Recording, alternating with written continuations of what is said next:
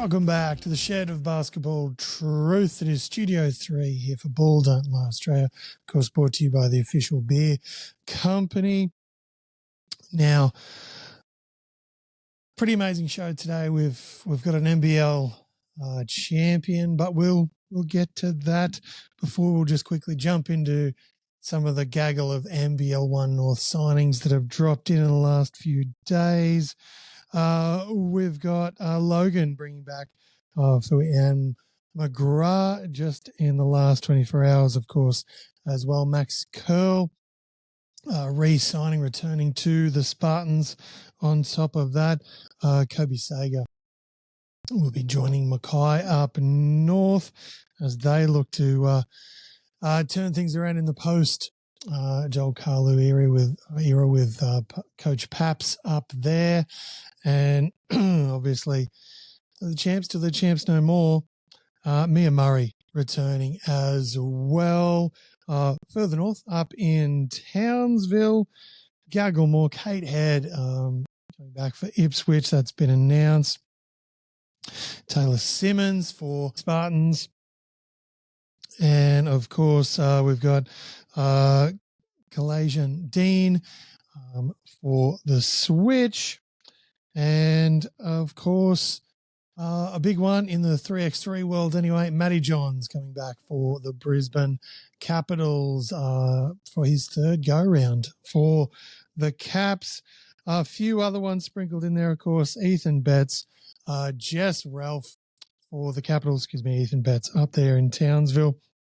And, of course, who could forget Timmy Sung is returning, hopefully for not his swan song, but you never know. You never know. But look, let's get into the main event. He is back. He has won with the Mackay Meteors. He came up just shy with the Mackay as well at the NBL1 Nationals. Came up against a very tough Kyle Bowen's Knox Raiders. Then one with the under-19 Emus at the Asia Cup. Has become a father again since we last had him on. And, biggest accolade of all, we've got him back on the show after, of course, he's just won an NBL championship with the Illawarra Hawks, their second in their journey. Mate, Joel Khalu, welcome back. Great to be back, Mel. Thanks for having me. That little intro is it's a bit of a wild ride the last 8 or 9 months for sure. Mate, even when we had you on last time, it seemed like a wild ride. But as Wesley Snipes, I think, said it best in Passenger 57. I think it was, I'm probably butchering the quote, but it was always bled on Khalu is the way I remember it anyway. So, and look, seems to be coming up as long as it's not who's that teammate / team member, which we won't get into that this time around. We won't put you through that this time. But, mate, obviously big few weeks in the Khalu household and big few weeks for basketball-wise. Let's go back a little bit. And we talked about it before we got you on air. Obviously, stab in the heart as you guys, Mackay Meteors, took down my Brisbane Capitals into. That's a good old-fashioned sweep, baby. But, finishing the journey at home, that must have been pretty special for your time in Mackay in the north. Yeah, to go out with a win, full house, that game 2 on that Saturday night, was pretty special to look around and see a lot of the people that had been there, supported me since, my first day in Mackay of 2011 to be there. And, and probably more importantly, just it was really good recognition for an outstanding group of guys. And I know every coach says that, but, that group of players that we had in the Meteors last year, just an exceptional group of people, from day one had been about the goal of winning a championship, and to do it at home that way, it's definitely something that I'm going to have in the memory banks for a long time. For sure. And then, of course, you roll that pretty much straight into the NBL1 Nationals on the Sunshine Coast. And look, Emmett Nah obviously had an amazing weekend, absolutely huge, but with no Blanchy, Isaac White reduced to probably something the Mackay Meteors didn't need, which was another assistant coach. But, and of course, Lukey Yates coming back late for that final game. That was it was a really special weekend to watch, considering, you had those big ticket items, out early, and the way those other guys just stepped up. Yeah, look, to be honest, it feels like we actually won it. And I know that sounds crazy, but, we obviously went down to Knox in game 3, but going into that weekend, and there was so many things. I mean, as you said, 3 of our starting 5 were out, 2 of those being all NBL1 North first team members and 2 of the best players, probably top 5 in the country in the NBL1 level. That week of practice, I was already in Illawarra, so I hadn't been there in terms of preparation, flew back in on Thursday night, ready to fly out with the guys. And we just kind of come together and just said, look, let's just have a crack. We spoke to the local guys in Mackay, who pretty much was a team, along with, Emmett Nah and CJ Moran, who had kind of come in. But we said, we've got nothing to lose. Let's just take it game by game and see how this thing goes. And to go in, and it was worrying signs to start, I'm not going to lie. Like, we played Mandurah in that first game on the Friday, and we're down 15 points in halfway through. The first quarter, and but the guys didn't panic, the coaching staff didn't panic. We just we knew this group, even without some of our key guys, had the ability to win games. And Emmett's performance throughout that weekend was unbelievable, ultimately ending him another call up to the NBL with Brisbane, which was great to see. Aiden Krause throughout that weekend was unbelievable as well. Both of those guys making the All-Star 5.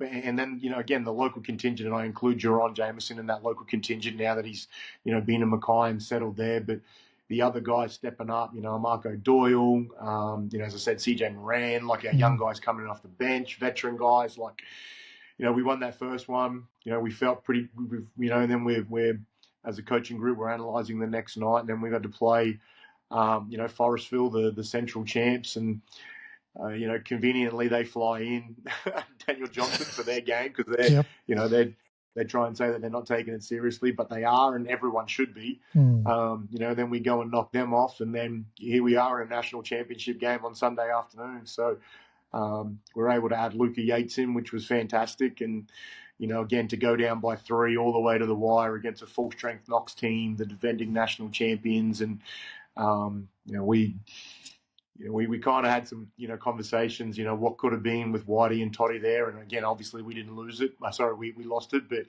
it felt in many ways like we won that, which was a pretty cool way to finish that season off.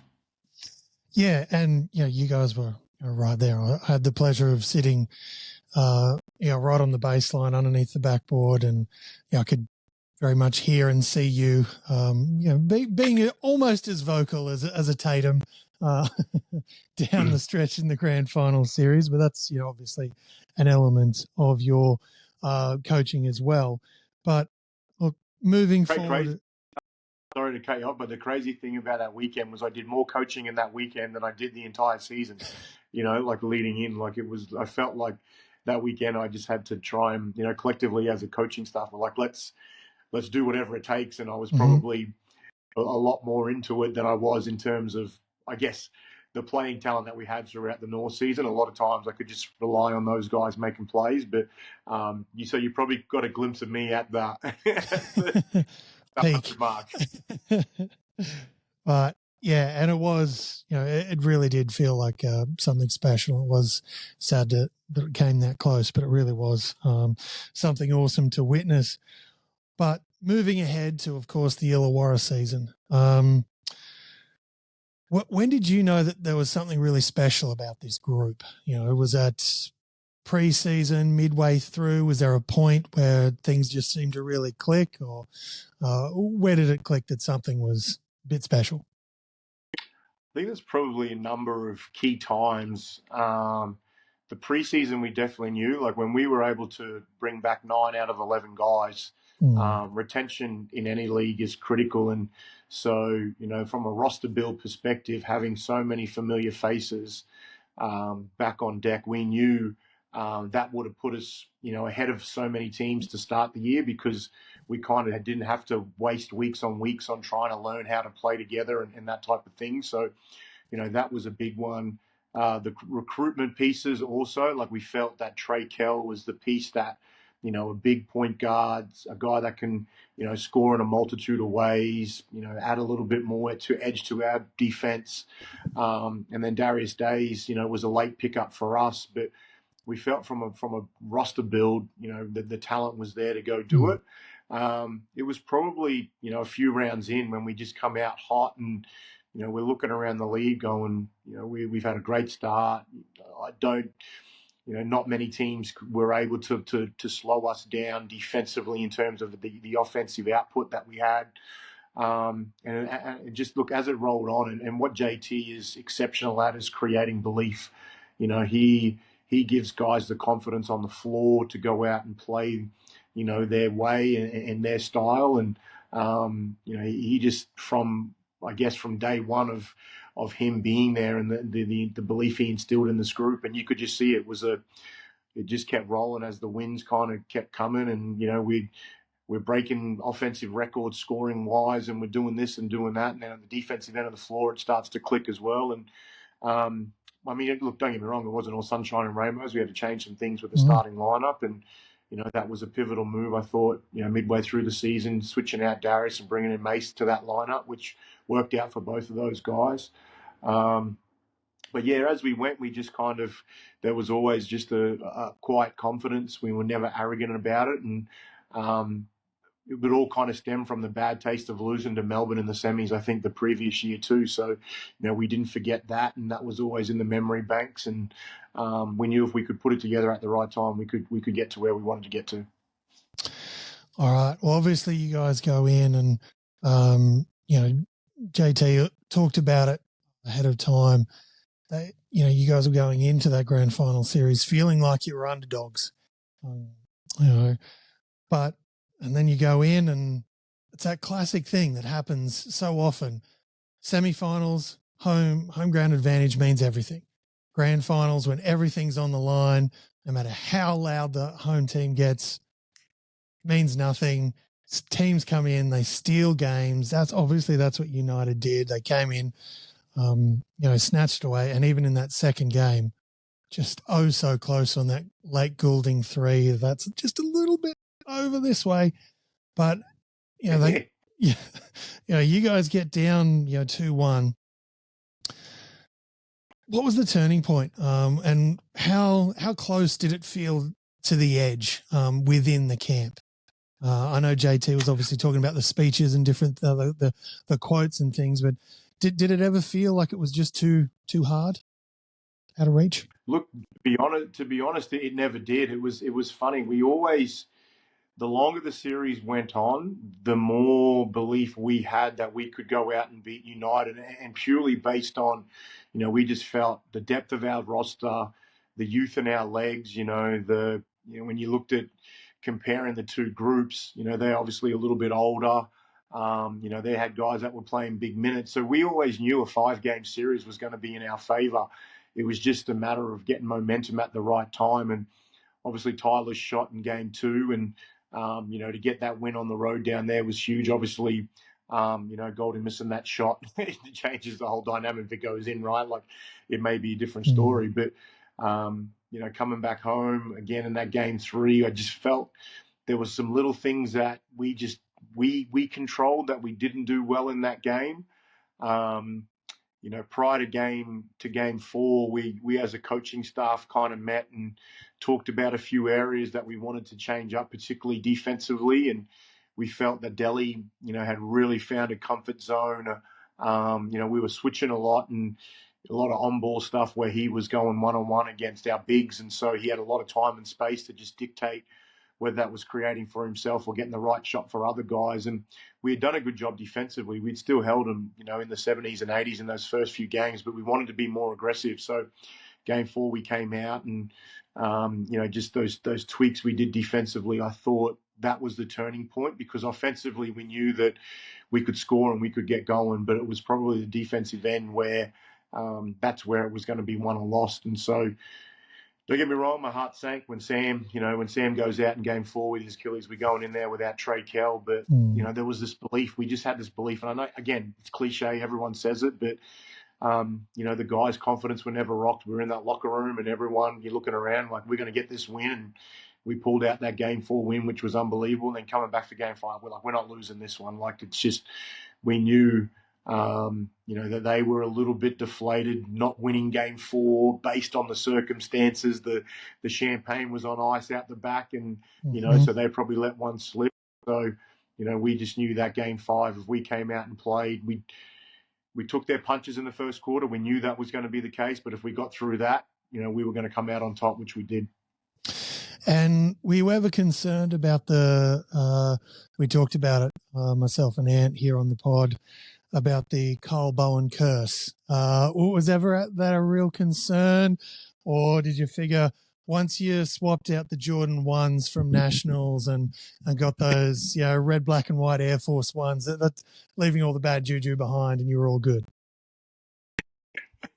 Nah, the KB curse, I'm not going to lie, it may have crossed my mind once. I was like, man, I can't NBL1 National and then an NBL Championship and beat be me and Toddy and Luca and, for the Hawks as well. So we're like, look, we can't let that happen. But no, KB's a great guy. He's certainly a competitor, but it was probably more so your conversation with Anne around picking your teams and, the comment of, I just can't bet against a Khalu team. I mean, that was the motivation right there. So my guy. All right. Serious question with the NBL1, and it's probably an unanswerable sort of thing here, but it's that sort of thing where the NBL1 just seems like it plays such a pivotal role. For guys like not necessarily for Freo Blanchy, who's just an absolute all-star and can just seemingly do it until the end of time, hopefully, because he's a great watch. But someone like a Will Hickey, how important is the NBL1 to, for example, the Illawarra Hawks Championship? Yeah, it's huge. I mean, there's no hiding. I'm a massive advocate of the NBL1, having coached in the league for such a long time. But it allows guys to work on their game in the off season and grow and develop their confidence. And you can see, and you talked about Dave O'Hickey and what he's been able to do, across that level to probably improve the things he's needed to that have now translated to the NBL. And we've seen him go to unbelievable levels now as an NBL player, which is based on, again, just that confidence of playing in the off season and working on the areas. And, that happens for a number of guys across the league. But, in terms of our situation, we got a number of guys that'll play in the league this year. Mason Peatling will head down south. I think he's going to play with Dandenong down there like he did last year. And obviously Toddy's staying in Illawarra, so he'll be in the east. Kobe McDowell-White's there as well this year. We've got a couple of guys that are headed off to New Zealand as well. But I think playing in that, as long as it's, the workload and the training load's monitored for those guys and it doesn't become, too strenuous. And I'm probably one of the worst culprits of that as a head coach in the NBL1 when it's, obviously our focus is winning championships and those guys doing what it needs to. But, certainly the NBL1 level and the level of the league is just so good now. So you can't just show up and take a night off. Like even if you're an NBL guy, you've got to come in and everyone's gunning for you, and so you got to make sure you show up every single night and do what you got to do. So it's definitely certainly a platform for guys to get better in the off season, and it's always going to be a platform for guys to make the jump from there to the NBL. All right, now obviously you guys win, you get it done, all the fanfare, you get your hat. And then you get a second hat, which obviously someone needs to let JT know next time. Because even watching, I was like, why are they getting second hats? And then, of course, the first player hands it over. I was like, Makes perfect sense now. I get it. But, that parade, which was bigger, the parade day and the whole town coming out, or was it the fanfare of that final game when it all ticked over into the winning column and time ticked out? Really good question, because both of them held massive significance. I mean, nothing beats the final siren when you're there on the sideline or on the court, and you just, that single moment of elation where everything you've put in for the season, the euphoria of that moment, you can't describe it. It's only something you can experience when you get to that point. But doing that in the WEC, like, the home crowd, like, was unbelievable that game. Like, and they were riding every play, and sometimes that built pressure. Like, if it went in, it was a huge celebration. If it was a miss, it was a collective, like 5,500 people. Just so, they wanted it so badly, and I think the guys on the team wanted to do it for them because. As you know, it's been 20 plus years since the team won, 24 years. 2001 was the last time the team won the championship. So long time in between drinks. So, doing all that and being able to do that all out on the court, was an unbelievable feeling to do that with your teammates, your family, your friends, everyone that supports you, and just, yeah. And that spilling over into the locker room, and that elation in there, and the champagne, and just going crazy was, they're the reasons, why we get so invested in doing this stuff. But going into the parade, we never knew. Like, we knew we would be significant, but rocking up, to the rendezvous point of the start of it, and walking through the mall and just seeing thousands and thousands of people lining the streets, and you could just see the smiles on their face. Like, it was probably a lot of people that didn't get an opportunity to be at the stadium for the game because tickets were obviously sold out. So, walking up that kind of corridor of just people, and just seeing the elation again, the smiles on their faces, and what it meant to them, and standing up on the stage and being recognised. Again, both of those, carry such significance. The emotions were just unbelievable, and I'm stoked to be a part of it and have experienced that, and it'll be something that I'll never forget. Yeah, it must be said, I didn't see a single picture of you not smiling, which, but mate, now, shifting gears slightly, a little bit more to you. You've done this coaching thing. You've had some success, as we've talked about in the intro and stuff. But what are some of your long-term goals in this coaching space? Because, look, I don't see you coming back to coach, QSL anytime soon. Things have, where's the ceiling on this bad boy? Yeah, look, it's an interesting one. I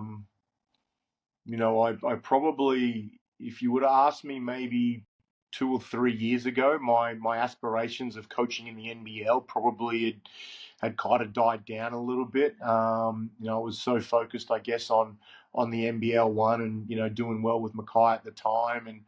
And, for so long, I wanted to get to the NBL level and coach there. And, when strange things happen when you least expect it, right? Like, I get a call out of the blue from the Hawks when everything happened and JT took over, and,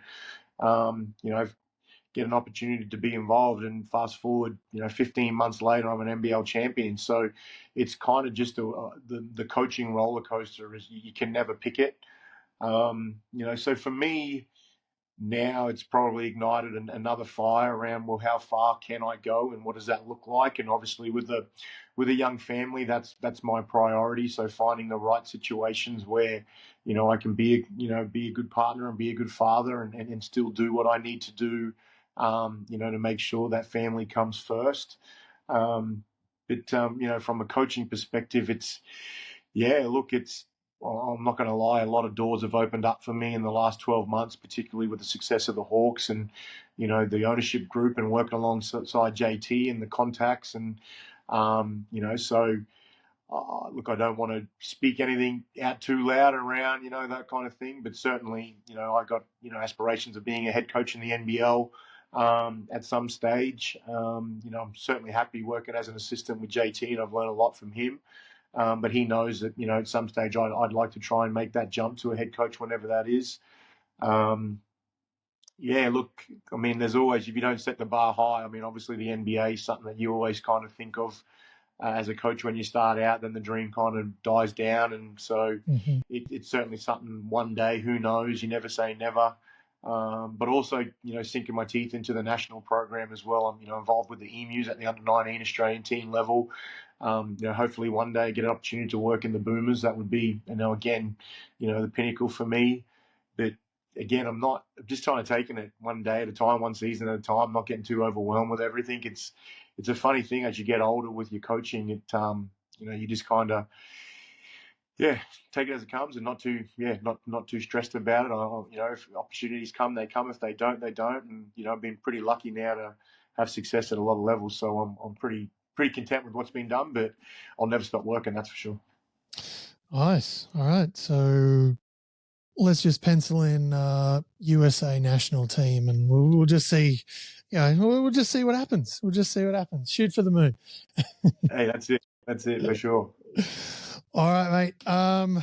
Now, obviously, can't let you go now that you don't have your bum in a boat, as it were, for fixed in a team in the NBL1 North. Let's just have a casual little chat. You, me, no one else is listening.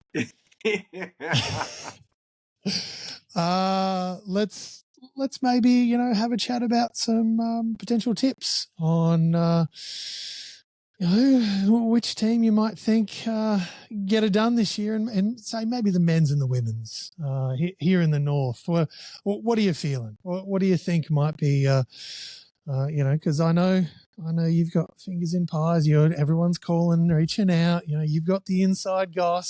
So what? I really wish that I did, but for the first time, I really have zero idea of who's signing what. Like normally at this time of year, I know exactly who's where, what's happening. Like teams, it's probably and look, I mean the season starting late has changed a lot of things from a recruiting perspective, but you and I both know everyone's rosters were finalised in February, if not the first week of March last year, where it's like, and you're planning and building your teams around. This year, it's been a bit funny. Like there's a lot of guys that still are, you hear whispers and rumours about, this guy's going here, and then, you don't. But it's an interesting year for the NBL1 North. Like a lot of those veteran guys that have been in the league, obviously Toddy Blanchfield, Jason Kadee, Nathan Sobey, those kind of guys have all moved on now. So, I don't know what Sobey's doing, but Kadee and certainly Toddy, those guys. But it's a funny one to pick. It's probably open.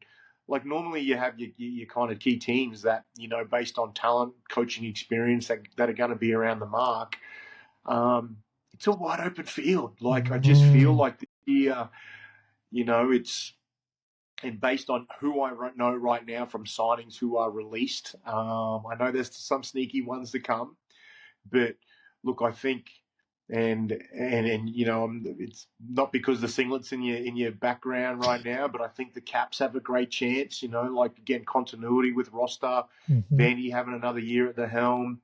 Multiple guys coming back if Smack's healthy and, he can come back out and play at the level he was. Obviously losing Gabe Hadley's tough, but, you're always better for the experience of going through it. So I think, the Caps are one. The Cairns Marlins are always good. They're going to have Taipan's experienced guys there, which is going to be good. Like, I can't rule out, obviously, Mackay there. Their roster there, they're building a new coach there. So it's a completely new style of play, which, they could have great success with as well. Rockhampton, it's gold, like Peach. I can't go past Peach as a coach and what he's been able to do.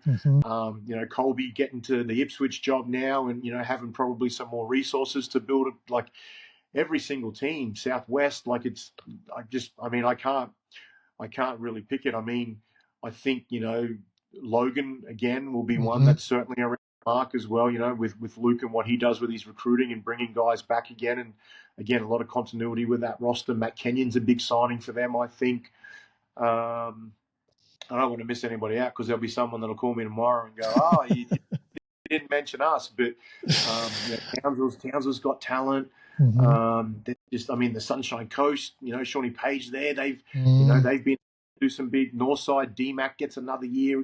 So he's more familiar with the league. And I don't want to be a fence sitter, but my top four, I think this season are going to be. So I'll say Mackay because I just think that, again, that group of guys and, if they can maintain, that level, I think they'll be there. I want to say Logan, I think, are going to be around the mark. And that's a nice, easy one. And Logan's always there. Like they have been the last 4 years, either higher up in the rankings or, fighting closer to the edge, but they're always right there. They've had really good regular seasons. Yeah. Gold Coast scares me, as in, a lot of their stuff obviously has been based around Jace for so long. So it's going to be exciting for those young guys Boston Maslin's been an outstanding young player in this league, but now it's his time to carry that team and do that. And if Preston comes back from college and plays, Preston's an unbelievable point guard. He's just a Jason 2.0, a younger version, starting out when he's in his career. So, there's going to be some excitement around that group and what they can do. Cairns, I think Kez has got a really strong group and they're always going to be tough. So what's that? Brisbane, Mackay, Cairns, Logan, Goldie. Oh, man, I can't pick it. Ask me halfway through or actually wait till I see all the rosters and then I'll give you firmed up. So the week before round one, call me and I'll tell you who's going to win it. Okay, heard it here first. Yeah. Awesome. Any insights on the women's side? Yeah, any feelings? Any feelings in your waters or anything like that? Or yeah, look, again, probably the women's is another one where I'm just kind of rolling through these signings at the moment. Northside, I think Courtney Wood's returning to there. She's been the best player, or if not top 2 or 3 player in the league. Her coming back home to play for Northside. They won it last time she was there. They got a lot of those same players returning. So was an MVP when she was in a Wizards jersey. Yeah, just goes to that next level, playing for our home association.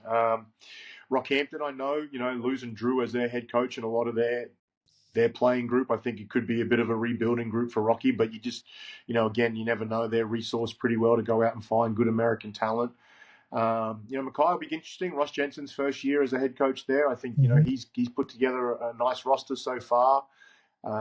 Townsville will be a sneaky. Townsville's always good. Having that connection to the Fire there in the WNBL is going to make them pretty good. So, Aja going over the Logan, that was an interesting move, I thought, in the offseason as well, coach-wise. So, I think, she adds another element to them. Braden's been a great coach for that team for a long time. So, they don't really lose anything with Aja coming in there from that coaching perspective, and she'll do some things differently, which could be, again, exciting for that group. So, a number of teams, I think, again, that are going to be around the mark. All right, we'll be in touch 1 week out. Don't worry. All right, our final thing. Now, obviously, last time didn't really, didn't knock it out of the park with the who's that team member thing, but it's much easier this time. Obviously, we do local card shop of Woolloongabba, Crackem. I've got 5 cards here. They're all Illawarra Hawks players from this season. Worst case, you butcher this. You don't have to see these guys in training next week. It'll be okay.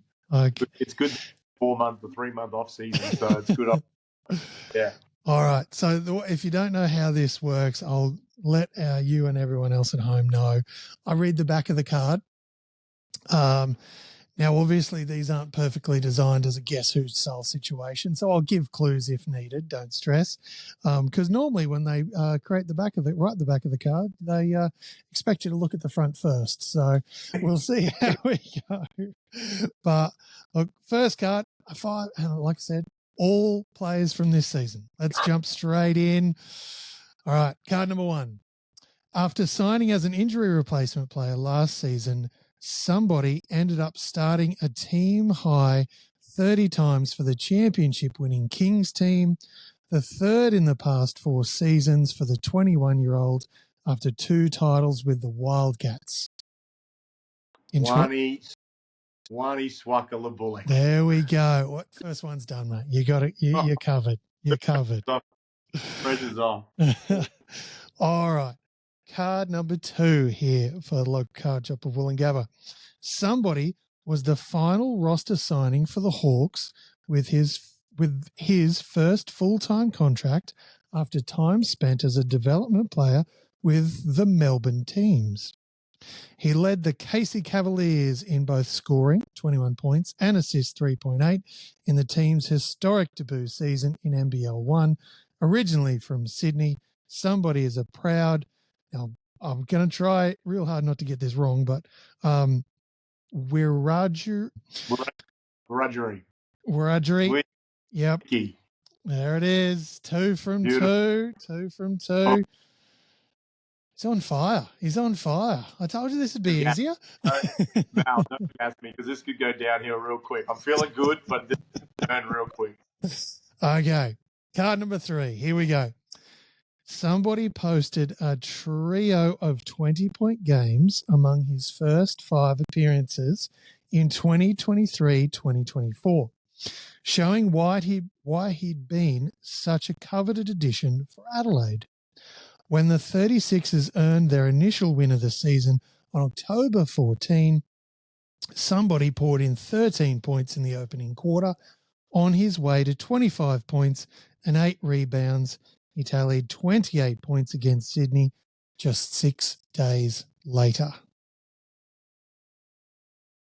Trey Kell it is indeed. Card number 3. 3 from 3, mate. 3 from 3. No pressure. You got this. Because I can say that doesn't make the pressure go away. Card number 4, second last one here for local card shop. A former collegiate scoring champion in the United States. Somebody has continued to fill up the basket since joining Illawarra in 2020. Do you need me to go on or? Tyler Harvey it is. There he is. All right, 4 from 4. One last one. Oh, don't get this one wrong. Mal, have you made it easy for me because last time I absolutely dropped the ball on this like no one ever has. So now I'm like, it's like, surely we're going to make it where he can't fail. No, because of the way NBL cards go, there's only, they're more from last season. Cool. And different things. So obviously a lot of the, like, for example, Kobe McDowell-White doesn't have a card yet. If he did, it would be in here. Don't stress. I'm definitely trying to throw curveballs in, but that's just the way she breaks.